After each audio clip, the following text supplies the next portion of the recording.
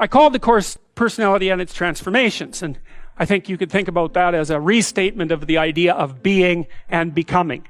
And that's what you are. You're, for whatever that means, you're an entity that both is and is transforming.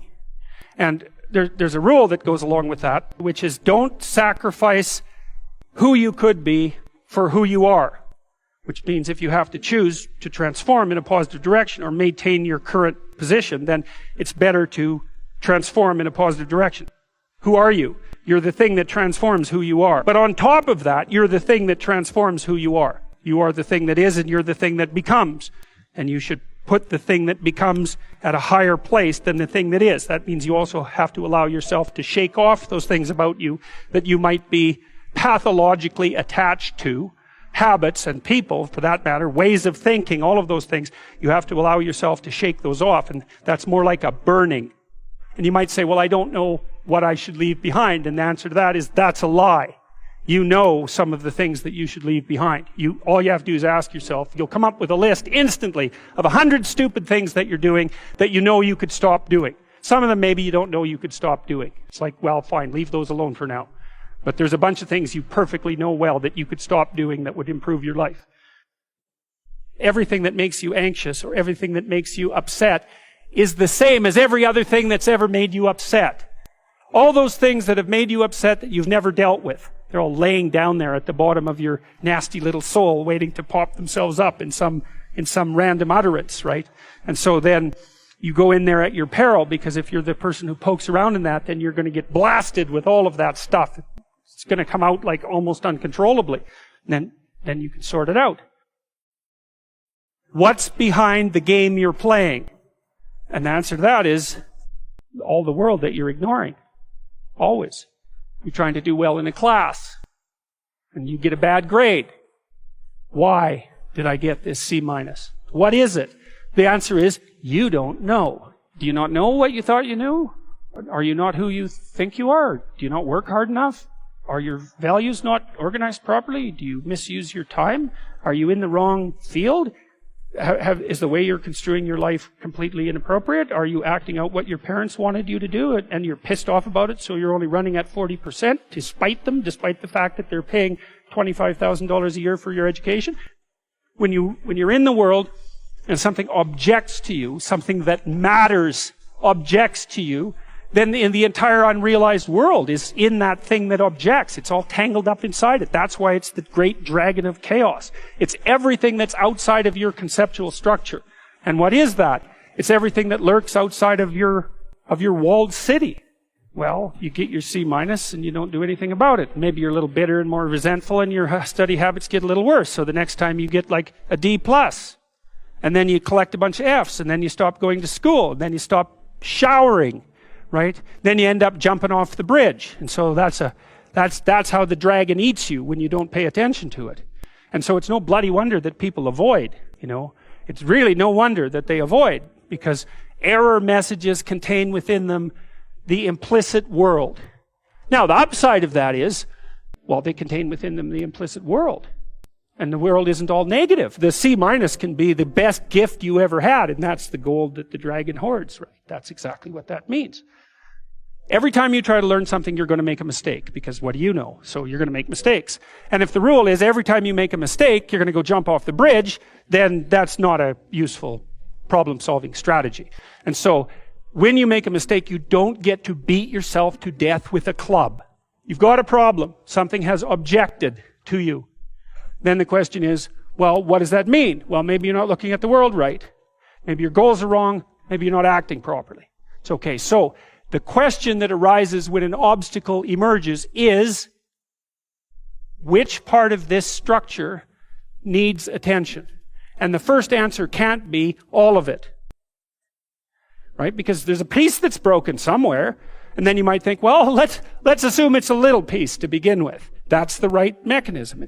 Watch the people around you like a hawk. Whenever they do something that you think is good, you tell them, try to do something good. And creep right back into their persona. And they'll look around and see if anyone noticed. And sometimes they'll get punished for it, and then they won't do it again. So don't do that. But then, now and then you think, hey, I saw you do this. That was actually pretty good. I know you don't want to, because You really want to dominate them.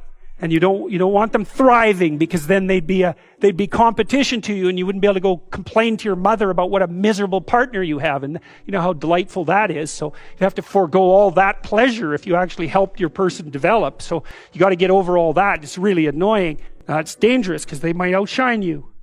Well, good. Then you have someone to compare yourself to. That'd be a good deal. It's really rough with kids, because parents will stop their children from succeeding beyond them. They get jealous. And then they'll put them down. And then they have kids that do not like them. And they'll pay for it. If you aren't suffering from self-imposed misery, and you're only suffering from inescapable misery, maybe you could handle that. And, you could survive. You could bear it. And even maybe without becoming irredeemably corrupt. So the goal would be, well, yeah, life is a rat's nest of miseries, and maybe it has no ultimate meaning. We could say that if we're feeling particularly pessimistic, but it still leaves one question open, which is, if you didn't do everything you could to make it worse, how good could you make it be? And the least answer is, well, it could be tragedy, but maybe not hell. That's the most pessimistic proper statement. The worst case outcome in the worst of all possible worlds is that your life could be tragic, but not hell. You're at your mother's deathbed, and all you and all your idiot siblings are arguing. Well, that's the difference between tragedy and hell. You walk away from a situation like that, sick of yourself and sick of everything else too. And it's often the case that tragic circumstances bring out the dragons, because the stress is high, and all those things that people haven't dealt with, they don't have the energy to repress. And all the bitterness comes pouring forward. If you were all gathered around the bed of someone close who was dying, could you manage it? And if the answer is no, it's like, well, put your life together, because it's going to happen. And you should be the person who's there that can do it, and do it properly.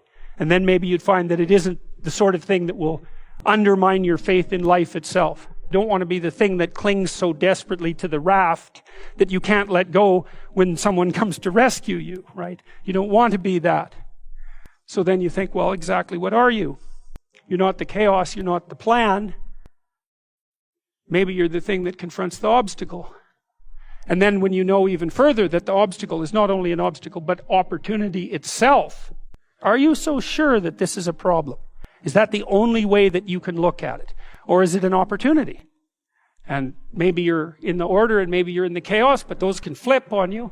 And maybe you shouldn't be in either of those places. Maybe you should be right in the middle. That's when you go down, you see, when you're down in chaos and you don't know what the hell's going on, you have to rediscover the values that have oriented people forever. That's what you have to discover. So, for example, when I'm dealing with people who have post-traumatic stress disorder, and they've usually encountered someone malevolent, they have to relearn the description of good and evil. Because if they don't, they have no framework. They're lost. They think, well, there's malevolence afoot in the world. Because the only thing that a monster won't mess with is another monster. And you might say, well, I don't want to transform myself into a monster. It's like, you don't have a choice. You can either be a pathetic monster, or you can be a monster with some power. Those are your options. There's no non-monster alternative. Weak or strong. And I don't mean strong like dominating tyrant strength. That isn't what I mean at all. I mean strength like functioning at a funeral strength. And that's a kind of monstrosity. And when you're down in chaos, that's what you have to rediscover. You want to be safe? Forget that. That's not in the cards. You're not going to be safe. Well, then you have to be meta-safe. And that's way better, because then you're not safe, but you know how to cope with danger. Well, fine. That solves the problem. And maybe it's even a better solution, because if you're safe, then you just have to stay in your burrow. But if you can confront danger, then you can go wherever you want and you can have an adventure. And maybe that's what you need to do, is to go out and have an adventure. So you don't even want safety, because how exciting is that? Let's say we made you perfectly safe. All that you had to do was eat cakes and worry yourself with the continuation of the species. What would you do? You'd smash it all down as soon as you possibly could, just so you had something interesting and challenging to do. So you don't want safety. You want to be able to cope with danger. That's a whole different thing. You don't get to be safe ever again. Well, so what happens? You get to be stronger. Well, hey, turns out that's a better bargain anyways.